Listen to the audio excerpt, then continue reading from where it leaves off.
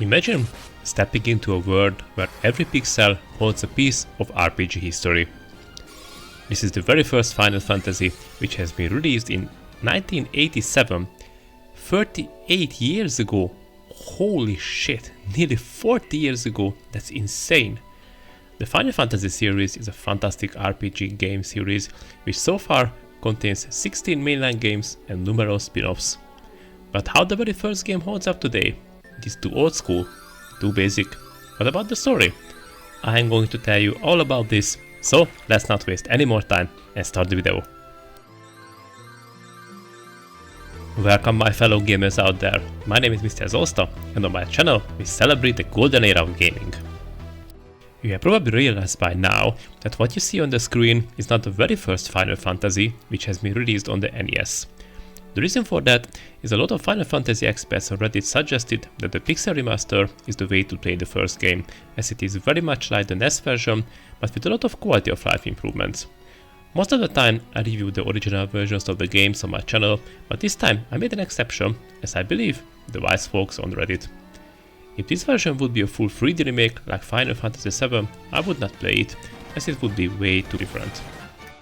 Final Fantasy I was originally released in 1987 by Square Enix and is widely regarded as one of the pioneers of the role-playing genre. When it first hit the shelves, the game was a gamble, a last-ditch effort by its creators to create a groundbreaking RPG. Personally, I really like this part of the history of the game. I imagine the guys at Square Enix were sitting in a tiny room and having a discussion. Okay guys, this is our last option, the Final Fantasy. If this game flops, we are done. If not, we are going to be okay. And, as it turned out, the game was a huge hit, and it started a franchise that now contains numerous sequels, spin-offs, and even movies.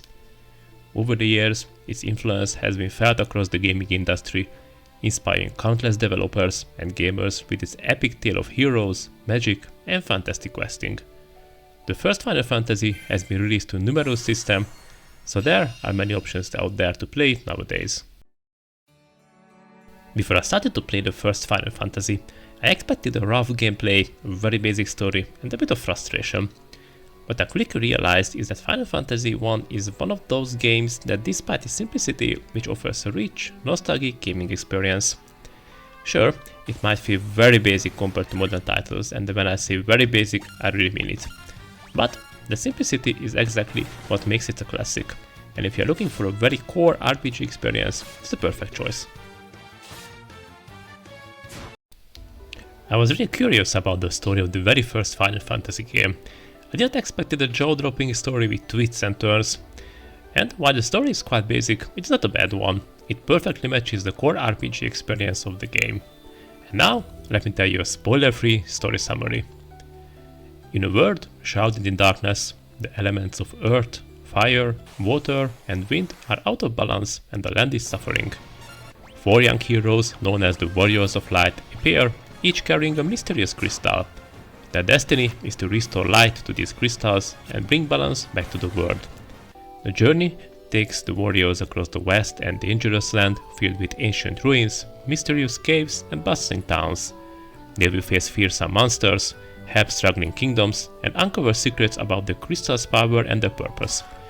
Guided by the prophecy and driven by hope, the warriors must gather their strength and courage to confront an ancient evil threatening to plunge the world into eternal darkness.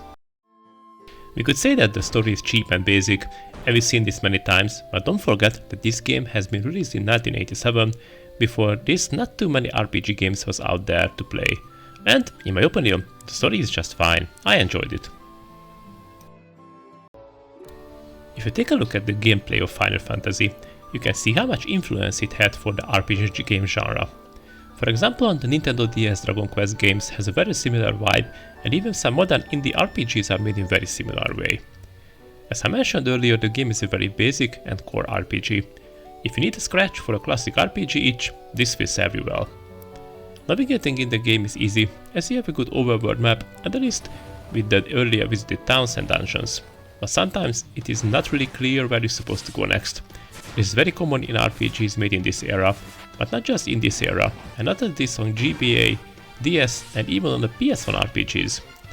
You can make your way through the overworld map on foot, on a canoe, or an airship. The latter makes things much easier, as you can quickly fly to anywhere.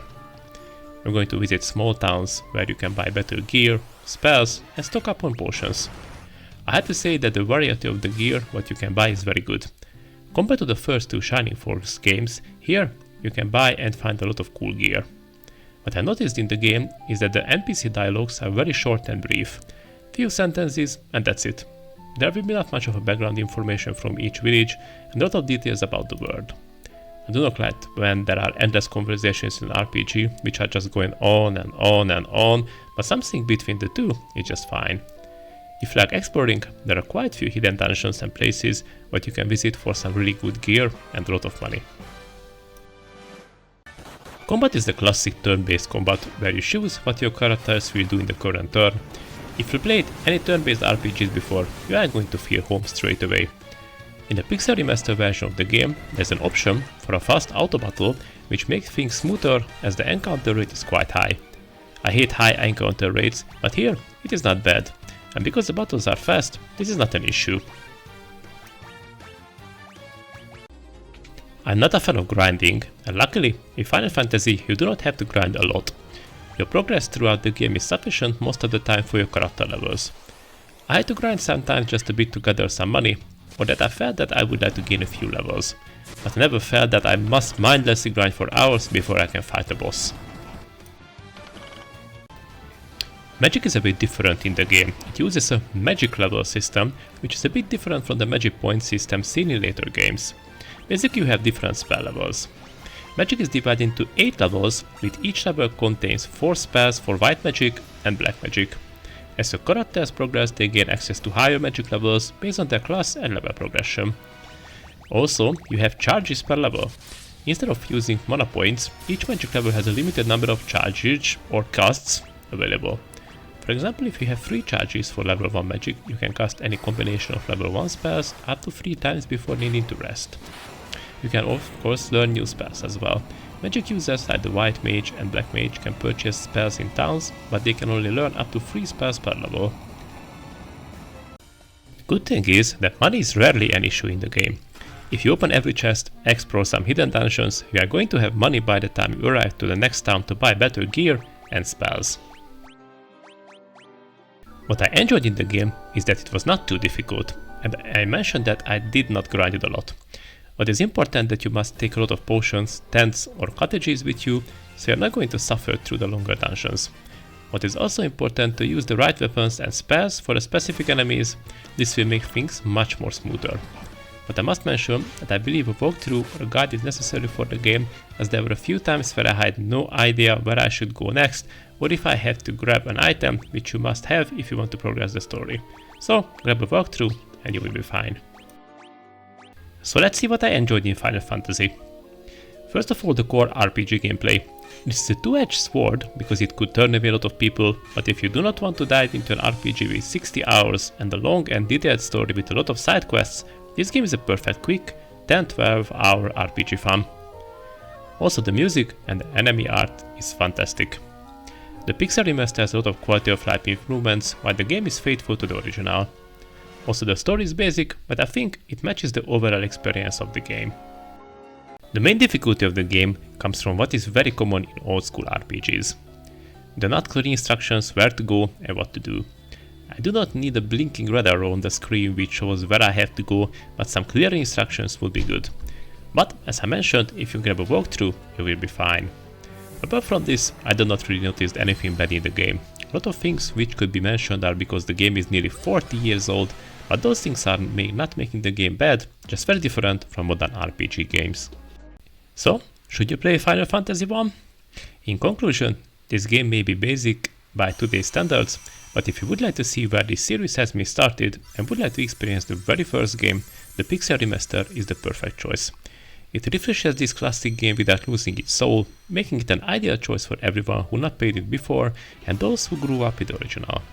If you can appreciate a straightforward, classic RPG experience, then this game is definitely worth your time. If retro gaming brings back great memories for you, why not subscribe and join our community of fans keeping the classics alive? Also, The YouTube algorithm thinks you love the videos on the screen, so go ahead and check them out. Thanks for watching, and I'll see you in the next Backlog Quest video.